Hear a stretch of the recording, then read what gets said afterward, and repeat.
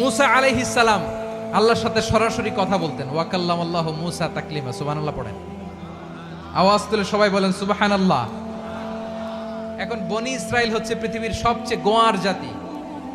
তারা বলে, মুসা তুমি যে আল্লাহর সাথে কথা বলো আমরা তো দেখি না, তুমি যে কথা বলো আমরা তো শুনি না, তো কি করতে হবে? বনি ইসরাইল বলে, আমাদের মধ্য থেকে 70 জন নিয়ে যাইতে হবে তুর পাহাড়ে। ওরা আয়েশা যদি কয় হয় আমরা শুনছি তাহলে বিশ্বাস করব। কত বড় ডাকাত দেখছেন বনি ইসরাইল। এদের চেয়ে গোয়ার জাতি নাই। এত গোয়ার তুমি করেছো মুসা আলাইহিস সালামের সাথে। তুমি যে আল্লাহর সাথে কথা বলে আমরা তো দেখি, কি করব? 70 জন আমাদের বন্ধু বান্ধব যে যদি দেখে তারা বললে ওকে আস, 70 জন আস। 70 জন নিয়ে গেল। মুসা আলাইহিস সালাম হারুন আলাইহিস সালামকে খেলাফা দিয়ে গেলেন, আল্লাহ ওনাকে নবী বানালেন। মুসা আলাইহিস সালাম বললেন, হারুন খবরদার বনি ইসরাইলের মধ্যে তাওহীদের বাণী প্রচার করবা, ঐক্য ধরে রাখবা, বিচ্ছিন্ন হতে দিবা না। চলে গেছে।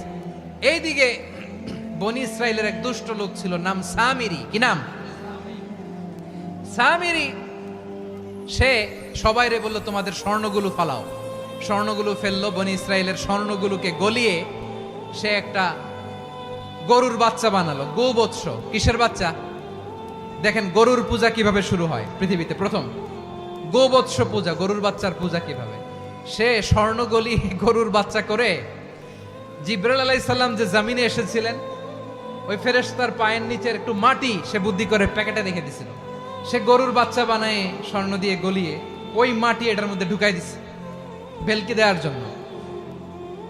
স্বর্ণ দিয়ে বানানো গোবৎস গরুর বাচ্চার গায়ে যখন সেই মাটি ছুঁড়ে দেয়া হলো, এখন বাছুরের ভেতর থেকে ভ্যাঁ ভ্যাঁ আওয়াজ আসতেছে। কি আসতেছে? সবাই তো অবাক। সামিরি বলে, আরে তোমরা যে 70 জন দিয়ে মুসা আলাইহিস সালামরে পাঠাইছো ওইদিকে, এত ঘুরতেছে, আল্লাহরে খুঁজে পায় না, আল্লাহ তো এটার ভিতরে ঢুকছে। নাউজুবিল্লাহ বলবেন না? তোমরা যে 70 জন দিয়ে পাঠাইলা, 70 জন নিয়ে মুসা আলাইহিস সালাম খালি ঘুরতেছে, আল্লাহরে পায় না। পাবে কেমনে? আল্লাহ তো নাউজুবিল্লাহ এটার ভিতরে। সেজদা দাও। এই সেজদা দিয়ে গেল। আল্লাহর নবী হারুন আলাইহিস সালাম বললেন, খবরদার এটা সুস্পষ্ট শিরক। আল্লাহ সব গুনাহ মাফ করে, শিরকের গুনাহ মাফ করে না। খবরদার তোমরা থামো। কে শোনে কার কথা? এই যে যেমন এখন আপনারা আমার কথা শুনতেছেন না? শুনতেছেন? হারুন আলাইহিস সালাম বললেন, খবরদার এই শিরকি কাজে তোমরা সংযুক্ত হয়ো না। তোমাদেরকে কি মনে নাই আমার ভাই মুসা আলাইহিস সালাম কি বলছে? আল্লাহ শিরক মাফ করে না। খবরদার শিরক করো না, আল্লাহরে ভয় করো।